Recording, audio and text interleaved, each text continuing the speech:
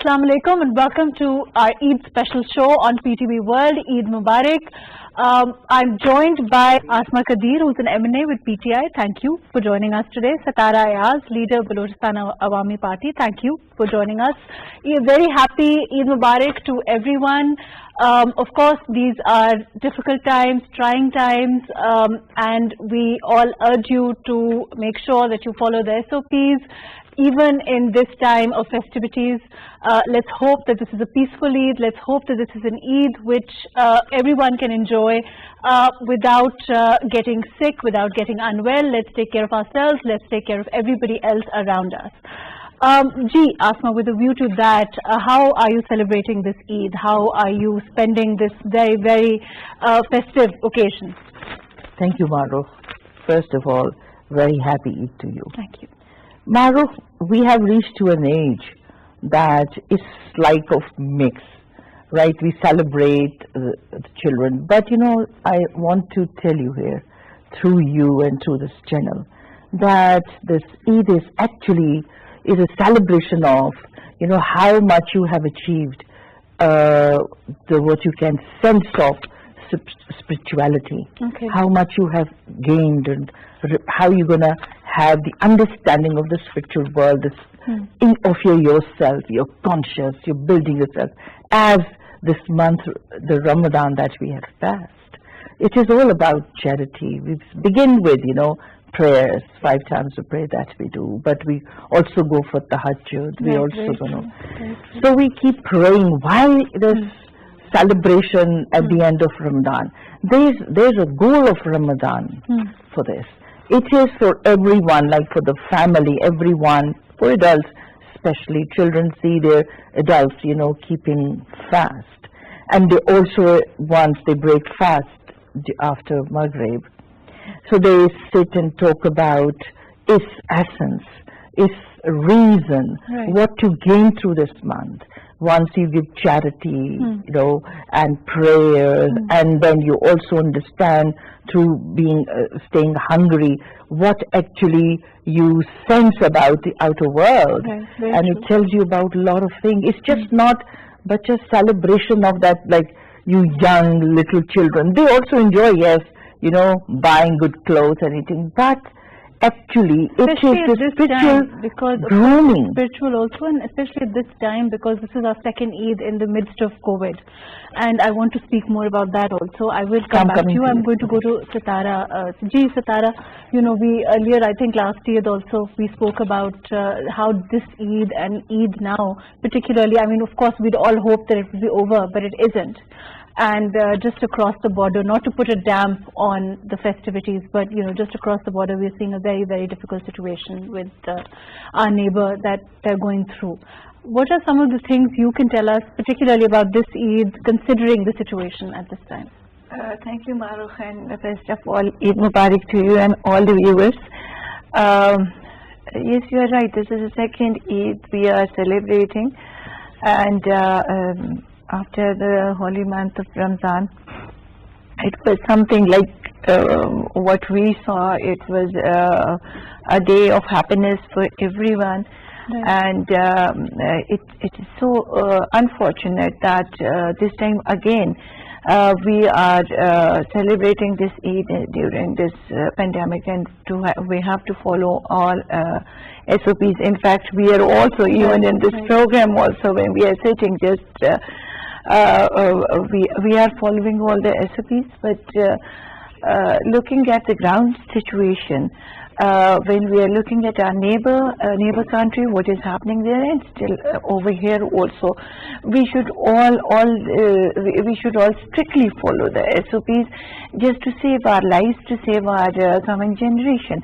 It is a blessed day for all of us, but this time we have to be very careful. Like if I look at myself, we used to go to, with my children, I used to go to my in-laws village, and we used to celebrate over there, but this time we are not, because we are thinking of everyone, not as like I am a COVID free, I can say, because But the others, you don't know that maybe you are taking germs with you and you are spreading their germs.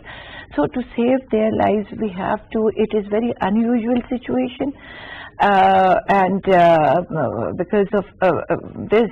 I think that's a lot of people also feel that, you know, a lot of us, I think, have had COVID or, you know, have gone through it once, but unfortunately there's no way of knowing, and, you know, reinfections are happening. This is happening. People, you know, with the mutant, you know, of course, with the virus mutating constantly, there's no way of knowing whether... And it is different. I mean, I recently passed through this thing, and it is not easy. It's not easy. I must say, it's not easy. But our people, some of our, like, if you go to our villages, they don't understand, and they don't, you know, and it's not a government. The government cannot stop everyone. Right, and it is to be at home, like this Chand Raat, like last night. If you see that what happened, if you're trying to stop them, people are not. So people should understand that. They should look at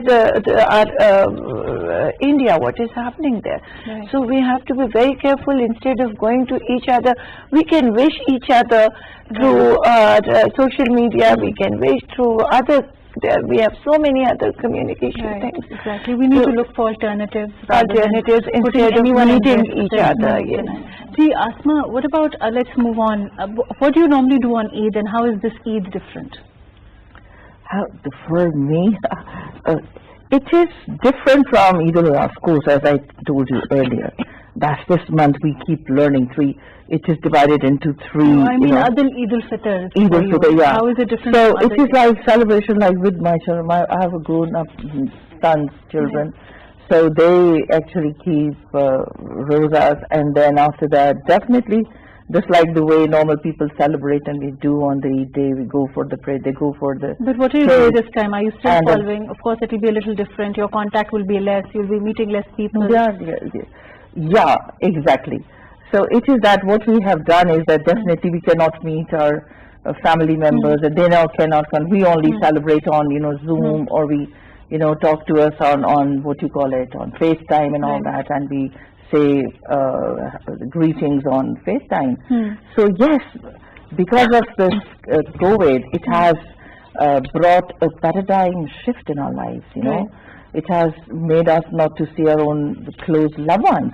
So yes, but a human has been given such a wisdom and such an understanding that human can cope with every kind of complexities.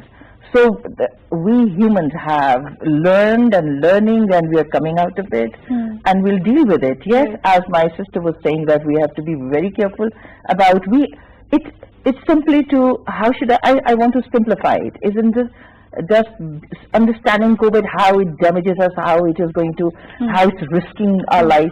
We have to first be kind to ourselves. Let's be kind to ourselves. Let's save ourselves from it. Once I'm going to be kind with myself, I will understand how important is my existence and my life. It is a gift given by God Almighty that we throughout learn during the days of Ramadan. So if I'm going to respect myself, then I will understand how important it is. So be kind to yourself, to others. And being kind means please do not risk anyone's life. Stay home, observe and follow SOPs, and save yourself hygienically as much as you can. Your children, your home, keep using the spray of Dettol, whatever, so keep your environment safe. Even otherwise, I mean, I think something that you said is very true. You talked about being kind. And, you know, even without COVID, I think that it's a very relevant thing. Because as a society, don't you feel that we're not very, I mean, unfortunately, I will have to say this, that we are not, unfortunately, the best of people to kind, not only to other people, to ourselves also. We're very critical. We are, you know, naturally known for our critical nature rather than, you know, just letting things go. And I think that's a very important lesson, no? Yeah, this is because that's what I've been telling you, like that in Ramadan is, and this Eid, actually we celebrate. This we actually tell ourselves after every Ramadan, over another Ramadan, that what we have to achieve through spiritually and mentally and physically, that we get a reward at the end once we die. And we have a belief that there's a God Almighty and He has given us an obligations to fulfill. And these are this. And that is, there is a verse that says, La ilaha anta subhanaka inni kuntu minaz zalimin. So it talks about, if you're not kind to yourself, zalimeen means wrongdoers, oppressors, or what. So it tells us, Quran even tells us, God even tells us, which we never focus, we do not even make our own people, those who are teaching Quran and everywhere. Although I'm not a scholar of Quranic scholar, but I do follow. I let my children follow do's and don'ts of Quran. That's all. And it always, to sum it up, Quran tells us to be first, to be kind to yourself. Once you're going to be kind to yourself, you will understand how kindness helps me. For example, if I want to be kind to myself, definitely if I'm going to be kind, I will learn how kindness helps others to subside all the problems, complexities that humans indulge between each other, and reaches to some state where you and I cannot eradicate, like aggression and so much. So life begins with kindness, as God Almighty is kind. So it begins, and Ramadan is also the teaching of, I'm just summing up one line. I can go on telling you a lot. I will come back to it's just like one line. Be kind to yourself. Very So true. you learn to be kind to others. Right. I will come back to you. I'm going to go to Sitara, but before that, we have Dr. Rana Jawad Askar with us. And Rana Saab, we want to ask you he's an immunologist, and we want to ask you what are some of the ways. Of course, SOPs are important, and I hope that everyone is observing them. But other than that, what can you tell us about perhaps, doing our best to avoid as much as we can, to prevent as much as we can exposure to COVID and also passing it on? Thank you very much. And this is very important. These are, days of Eid, and all of us want to meet our relatives, have family get-togethers, and meet all our relatives which we haven't seen for quite long. So this is natural tendency for all of us to try to arrange those parties. But unfortunately, this coronavirus third wave is spreading.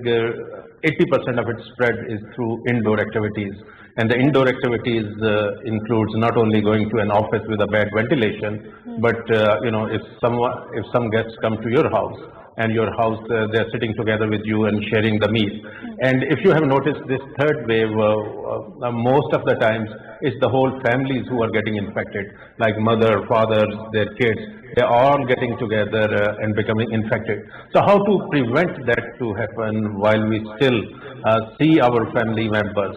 I will request everyone that first thing is try to avoid those extended family meetings or get-togethers as much as possible. But if you have to see some of those, your close relatives, it could be your parents, your grandparents, so arrange those activities in the outdoor, complete outdoor, have those fans outside, and try to finish everything while you are sitting outside, because outside it's much better and the transmission risk goes down. So if you can bring that part into your Eid holidays, that if we are sitting inside, it should be very well ventilated. Both doors and windows should be all open, and your fans should be working full speed. The whole purpose is that if someone who is infected and doesn't know he is infected, which is 30 to 50% of the people could be asymptomatic, once they come to your house, not be aware that they are in fact carriers. So even if they come to your house and they think they are fine, if they are wearing mask, if anyone outside from your house come to your house, they should be wearing mask. And if you meet them outside, it's much better. But if you have to meet inside, open your doors and windows. Do not use air condition this summer. That's my advice. Right. Doctor, please stay with us. I will come back to you. Sitara, in terms of course, we saw that, there was a build-up of our infections in Pakistan also. Of course, lockdown is something that the government has moved towards. In this kind of a situation, what are your plans? What do you make? Let's move on to something happier. What do you make on Eid that is your signature sweet dish? Yeah, that is sheer khorma. Everywhere, generally people are. But I'm from Pakhtunkhwa, and we have a little bit different, That's what I wanted, yes, different to thing. ask you. And though it's not a meat wali Eid, but still we are meat lovers. So most of the time, for the lunch, we cook something like of meat along with sheer korma, halwa, and everything. So because on the Punjab side, of course, the traditional pulao and pulao, all yes. that is, So we are having that different. traditional meat dishes and beef and mutton and all these things. And it's different. Like this time I'm in Peshawar, and the Peshawar is different. Like when we are in Peshawar, when we are at village, it's different. Okay. So when you're we at are, the village, of course, it must be very difficult to stop people from coming to meet you. yeah, this is the thing for the political. Like if you are in politics, then this is the only time when people are coming and visiting you. When and it was like we used to do these things. Like first go to one place and then to my village and spend like 3-4 days over there. But last time it was very difficult to stop people, and this time also it seems. But what doctors have said, I like that thing, that in the villages mostly it's open. Is outdoors, yes, it's outdoor. So if people are coming even, so we are trying to follow the SOPs, but it's outdoor. But So you know, this one time other thing he said is really scary, is that he said 30 to 50% of the people can be carriers without knowing. yes, that makes it very this dangerous. is, and even you know what I noticed again. I will go like to with my experience, like what I saw in my area. People they know that they are COVID, but they are reluctant to tell others that we are having this. So the stigma they feel that it's stigma, which is not. It's just a disease. It's just a pandemic. Like everybody has to. I feel that everybody has to because the way it is spreading, it is. But it's up to you that how you are taking it, like your immune system and everything. But people are reluctant to tell it to other people. Like I heard a lot of about my area that there are people at their houses. They are having all these parties and get-togethers, and they are not telling it. Even they are going for janazas, they are going for, and they are having this thing and they are hiding, which is this is something very alarming. Very wrong, yes. Like, well, if you don't know that you are having these, having COVID, that is another issue. But when you know, so I believe that 30 to 40% people, they know that they are having COVID, but they are hiding this thing. This is not right. This is very bad. But Sitara, you know, I really see and I feel it. But I also see the other side is that it's probably, I don't want to blame human beings for that. Because human beings are once they become, what you can say, used to of their actions, what they do, say unconsciously, it happens automatically with them. So it is, they then, unless and until they themselves not hammer themselves that what the steps they are taking is going to lead them to more sickness, nobody can, you know, continuously, you know, hammer them and do it. It's themselves, they have to realize that it's something very serious. And you know what I also see, that pandemic has indirectly, pandemic is indirectly disciplining humans, especially urban life. Like they are living in very congested homes, houses with small windows, no greenery around, and especially those who live in slum areas, there's so much of stench and no. So the corona, sorry, I'm using such a word, please forgive me for that, corona indisciplining humans, that they have crossed the lines that which they shouldn't have, like respecting the nature and respecting the other lives that exist, that we see and that we do not see. So human was supposed to be the Jaran, what I said, the duty on earth of God Mighty to protecting others. But instead, they became so unaware that themselves they forgot to protect themselves, how they're going to protect the other life. Very true. So Very true. indirectly, I feel like Corona is disciplining, and future will be like people those who are living in urban areas. Now, like we're it's taking us back yes, to the olden times where we used to have spacious, like big, Sitara is huge saying that if we rooms. go in villages, of Yeah. course, it's more outdoor. Yeah, it's Life more is more outdoor. Outdoor. And unfortunately, I think Islamabad is a little better than if you, for It example, is. look at Lahore, Yeah. where, the outdoor life had somehow minimized in Pakistan. We would go out of country and we would in probably have, Peshawar also. yes. Islamabad is Islamabad is a tad better, but Yeah, still, it I is. think after COVID, now it's been more than a year, Yeah. we are seeing people like, what Asma is saying, move towards the outdoors more because it's safer. One is outdoor, Mahrukh. The other aspect is having huge huge homes like Havelis that we used to have in young age. I remember because the hygiene, norms that are being told to us through SOPs, we used to follow at young age. We remember my father used to tell me that if we used to stand close, that was used to be taken as unmannerable Right, act. right. And I remember that, I always saw him shaving with a Dettol water. It was must for him. As a child I used to walk. And then keeping yourself clean all the time, the cleanness system, and once we are standing close to it, please do not cough, and you're always, the manners that we are not, through SOPs, the manners that we are learning. now we all That actually, you're right, yeah. experiencing that at the same time, the early age, young age, we used to be told and taught that that's how you have to behave. how you have to but now it is there. Now those and sitting a behaviors, little far apart. manners, That was we were just discussing standing both of close us. to anyone was taken as a bad Right. manner. Yeah, but this is what we were lacking, and now with the COVID, now people are again. It was so difficult even for me to wear this mask when I went for Hajj. It was like 6-7 years back, and my husband used to tell me to wear this mask, and you never know that. But it was so difficult for me to wear. Now it's more than a year. Now I'm wearing mask everywhere. In fact, it is if you see the ratio of other diseases in this whole 1 year, it came down. Like the small, Because people are being more careful, more conscious, yes.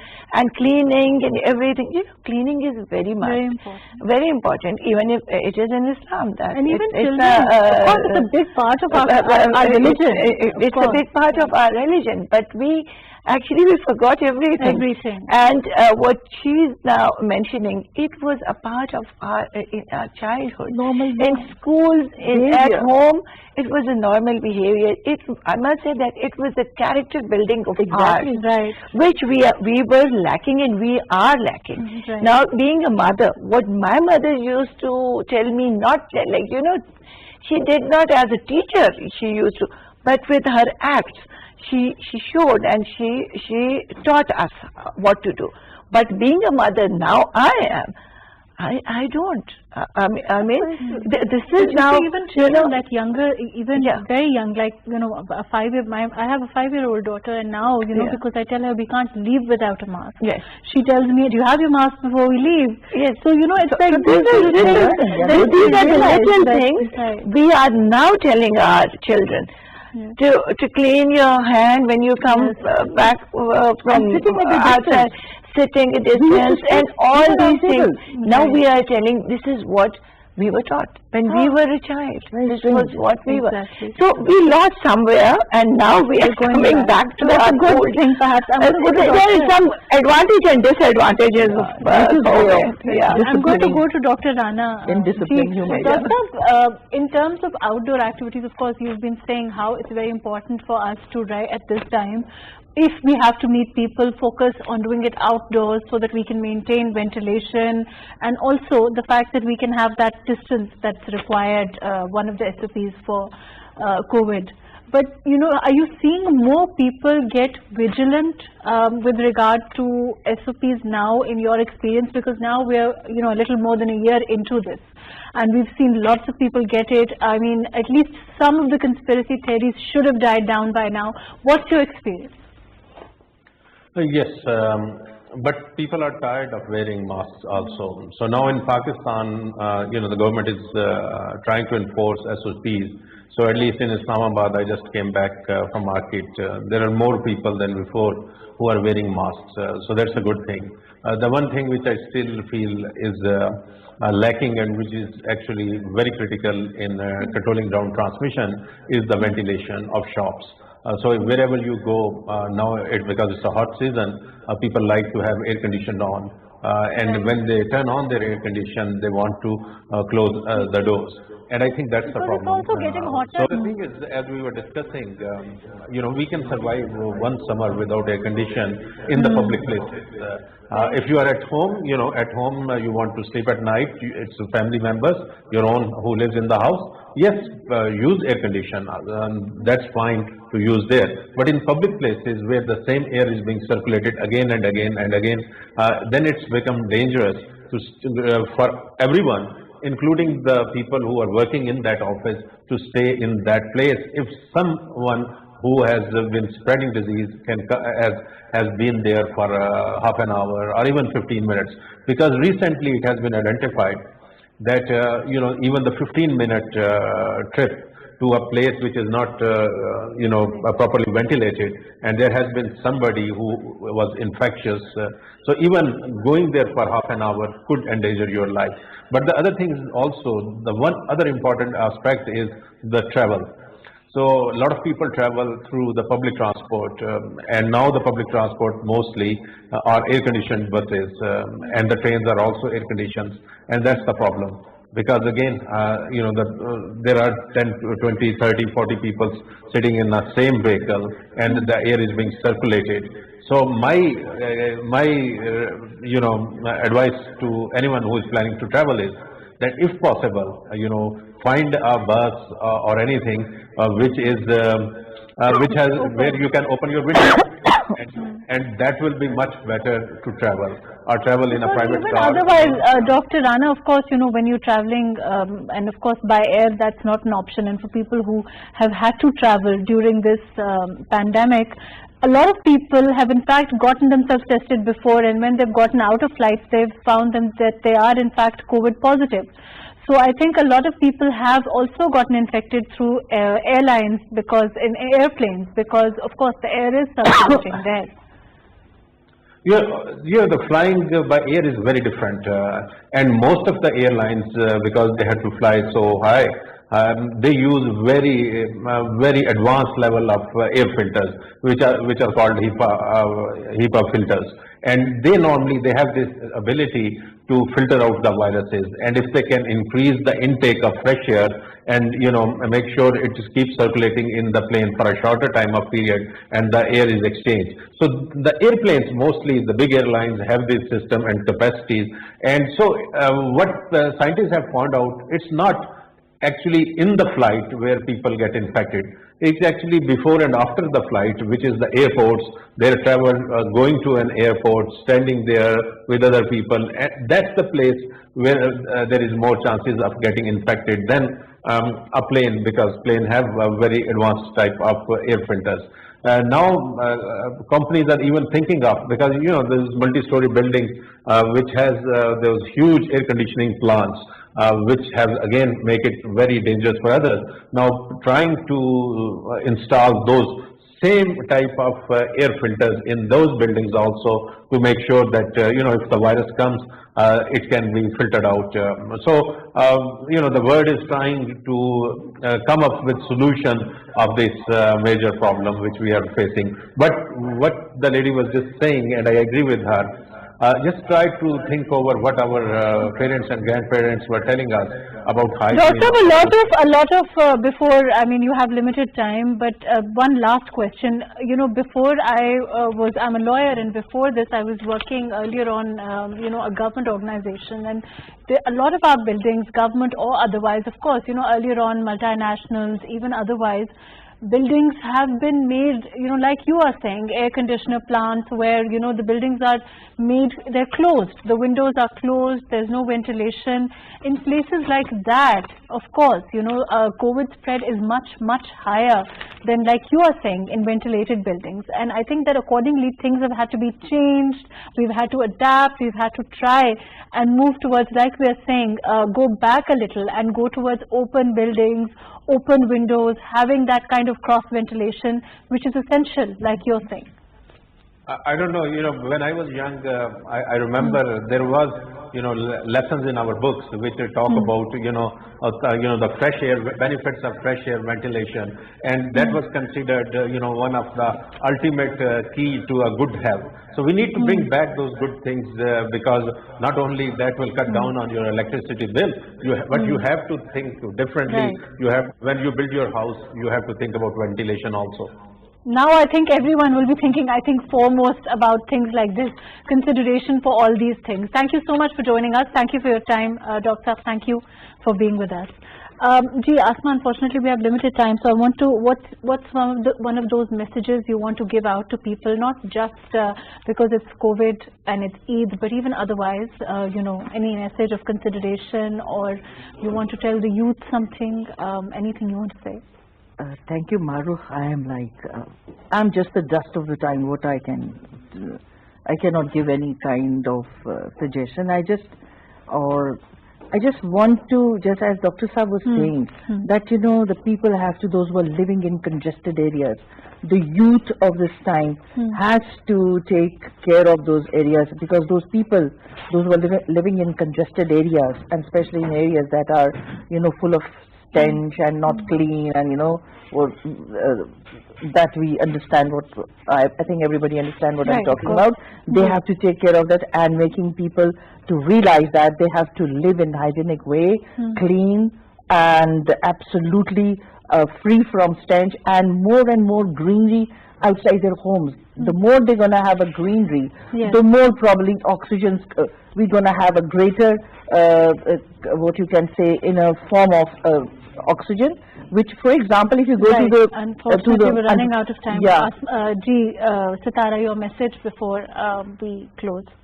For this day especially, my message is that we should follow our religion, and what is in our religion is, if we start following that, I think that we can save our lives from so many other diseases also, not only this pandemic.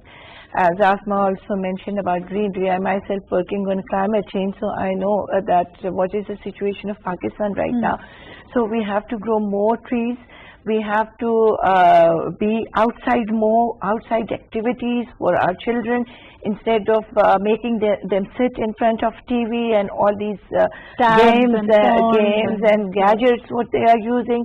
We should stop giving them. There should be some time for that, using that, but we should have more outdoor activities for Thank you so much for joining us today. Asma Kadir, thank you for being with us. Thank you for your valuable time. Sitara Ayaz, thank you for being with us. Please follow all the SOPs, do as much as you can to minimize contact, do outdoor activities. If you must meet people outside, make sure that there is 6 feet distance. A very happy Eid Mubarak, a very safe Eid Mubarak. Let's hope that everyone stays safe and follows the SOPs. Eid Mubarak to everyone.